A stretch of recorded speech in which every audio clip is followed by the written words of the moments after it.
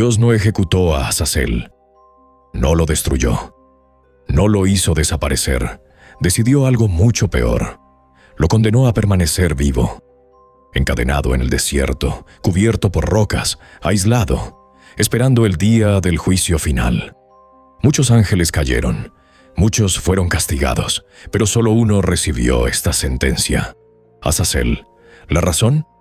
No fue solo rebeldía. No fue solo desobediencia. Fue conocimiento. Conocimiento que jamás debió ser revelado. Armas, corrupción, secretos del cielo entregados a la humanidad. Y por eso, Dios decidió que la muerte no era suficiente. Azazel debía esperar y seguir consciente de su castigo. Azazel era uno de los llamados vigilantes. Ángeles enviados a la tierra con una misión clara: observar a la humanidad. No interferir, no intervenir, solo vigilar. Pero algo cambió. Según el libro de Enoc, Azazel no se conformó con mirar desde lejos. Descendió, se mezcló con los hombres y comenzó a enseñarles conocimientos que jamás habían poseído. Les mostró cómo trabajar los metales, cómo forjar espadas, cómo fabricar escudos y armaduras. Transformó herramientas en armas, pero no se detuvo ahí. También reveló secretos que pertenecían al cielo. Conocimientos ocultos, prácticas prohibidas, y poco a poco la humanidad dejó de ser inocente. La violencia aumentó, la corrupción se expandió, y lo que comenzó como enseñanza se convirtió en decadencia. Pero las armas no fueron lo único que Azazel enseñó. El libro de Enoc afirma que también reveló el arte de la manipulación. Enseñó a fabricar adornos y ornamentos. Enseñó el uso de cosméticos. Enseñó prácticas ocultas que despertaron deseos y ambiciones que antes no existían. Lo que parecía conocimiento era transformación. La humanidad comenzó a cambiar. La violencia dejó de ser instinto y se volvió estrategia. La seducción dejó de ser natural y se volvió herramienta. El orgullo creció. La corrupción se multiplicó. Y según el texto antiguo, la tierra comenzó a llenarse de sangre.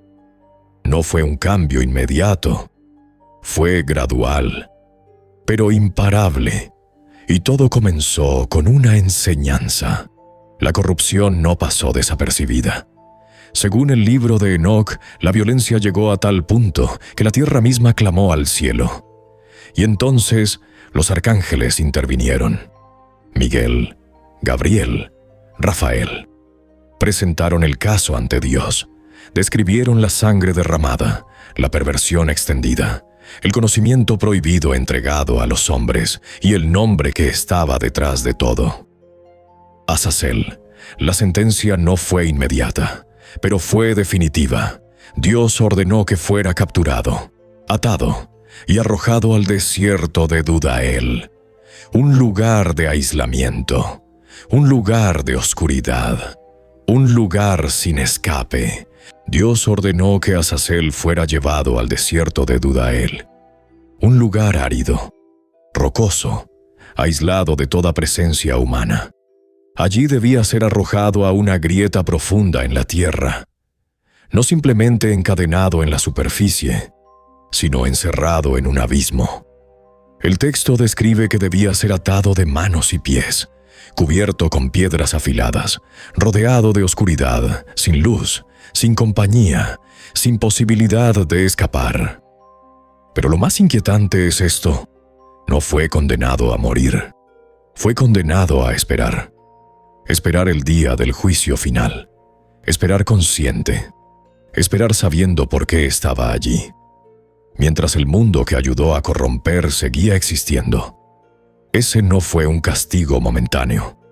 Fue una sentencia prolongada. Una prisión sin fecha de liberación. Una eternidad anticipada. Pero hay una pregunta que sigue abierta. Si Azazel fue tan peligroso, ¿por qué no fue destruido? ¿Por qué no terminó su existencia en ese mismo momento? ¿Por qué permitir que siguiera vivo? El libro de Enoc deja una pista inquietante. Su castigo no era solamente castigo, era advertencia. Azazel debía convertirse en símbolo, un ejemplo visible para el resto de los vigilantes. Un recordatorio de lo que ocurre cuando el conocimiento se libera sin límites, cuando el poder se ofrece sin responsabilidad, cuando los secretos del cielo se entregan a una humanidad que aún no está preparada. Destruirlo habría sido rápido, instantáneo, pero encadenarlo era diferente. Era prolongar la consecuencia. Era obligarlo a enfrentar el paso del tiempo. Era dejar que cada día fuera parte de la sentencia. Cada momento consciente. Cada segundo esperando un juicio que aún no llega. Y quizás ahí está la verdadera dimensión de su condena. No la muerte, sino la espera. Pero el encierro de Azazel no deshizo el daño. Lo que había enseñado ya estaba en manos humanas. Las armas no desaparecieron. El conocimiento no fue olvidado. La transformación ya había comenzado. Según el relato del libro de Enoc, la tierra empezó a llenarse de violencia. No como actos aislados, sino como sistema. La guerra dejó de ser reacción. Se volvió estrategia. Los metales ya no eran solo herramientas, eran instrumentos de dominio. La humanidad comenzó a competir por poder, a imponerse por fuerza, a organizar la violencia. Pero el cambio no fue solo externo, fue interno. El corazón del hombre empezó a endurecerse. La ambición creció. El deseo de control aumentó. El conocimiento ya no era búsqueda de verdad, era ventaja, era superioridad, era control. Y aunque Azazel estaba encadenado, su enseñanza seguía viva. Ese es el detalle que inquieta. El castigo cayó sobre el ángel, pero las consecuencias permanecieron en la humanidad. La corrupción no terminó con su prisión, solo cambió de manos. Y quizás por eso la historia de Azazel no habla solo de un ángel caído. Habla del momento en que el conocimiento dejó de ser inocente. Quizás la historia de Azazel no trata solo de un ángel encadenado. Quizás trata de algo más profundo. Del momento en que el conocimiento dejó de ser inocente. Porque el problema no fue simplemente enseñar. Fue enseñar sin límite, sin responsabilidad, sin conciencia del impacto. Azazel entregó herramientas que multiplicaron el poder humano, pero no entregó sabiduría para usarlas. Y tal vez por eso su castigo fue diferente.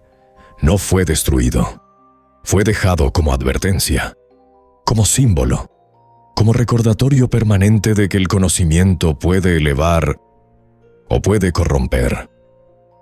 Hasta hoy su historia sigue siendo inquietante, porque cada generación recibe nuevas formas de poder, nuevas herramientas, nuevos descubrimientos. Y la pregunta sigue siendo la misma. ¿Estamos preparados para lo que sabemos? ¿O repetimos el mismo error? Tal vez por eso el libro de Enoc no termina simplemente con su prisión. Termina con su espera. Azazel sigue encadenado, esperando el juicio final, y su historia sigue siendo una advertencia.